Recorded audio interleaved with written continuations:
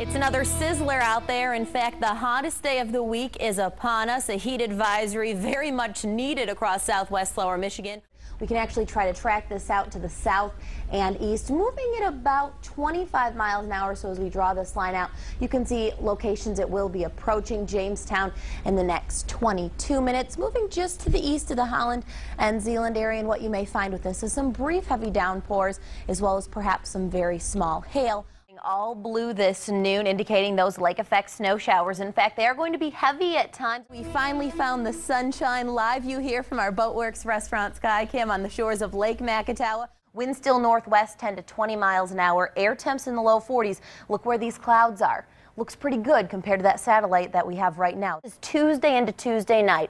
4 to 6 inches in some of those snow belt areas. Now the snow bands push inland a little farther because that wind is westerly.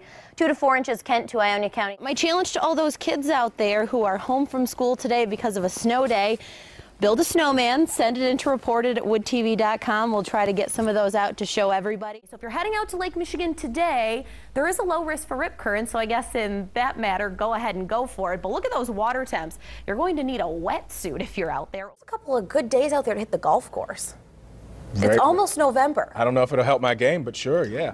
Never know. All right, thanks, Laura. In fact, where I'm standing right now, you will not be able to stand in just a matter of hours as the water continues to come up. A flood warning here has been issued for the Grand River at Comstock Park. Meteorologist Laura Velasquez, who's live along the Grand River with a look at what we can expect as far as flooding. Laura? Yeah, Emily, I'm here at Riverside Park in what should be the boat launch parking lot. Where I'm standing is still pavement, but you can see just how high that water level is. We're talking 2.5, getting close to 3 feet, all the way up to waist deep here. I could go a little bit further, but notice how fast that water is moving downstream. In fact, in some cases, as much as 4 times normal river flow coming down the Grand River in locations right here just north of Grand Rapids. Now, here are some of the highlights. You just heard Matt talking about the rain that we're expecting as he tracked it into West Michigan. Here are some of the things to think about. 2 to as much as localized 4-inch amounts of rainfall from today through Friday. Water levels are again going to rise, and in this case, you'll likely notice them rising faster than they did when the water levels were coming up last week, and that's because we already have swollen rivers. You're also going to notice the water spreading out a little bit more because this is a floodplain. And also something else to keep a very close eye on is some possible road washouts. We're very, very wet here. Adding more rain onto that is not a good thing.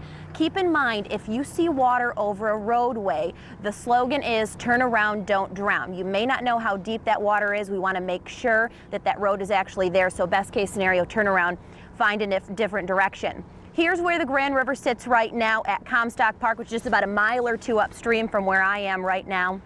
Currently in a moderate flood. You can see very similar to where it was on Monday, and we are expecting a potential rise to near 16 feet, assuming we get that 2 to say 2.25 inches of rain by Tuesday. And what that means for some of those folks that live along Willow Drive, a Brigador Trail, the places that normally flood.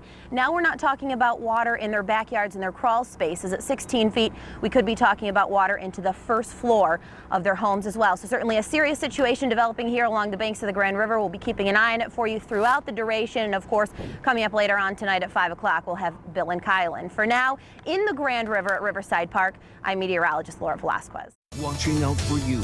This is Storm Team 8.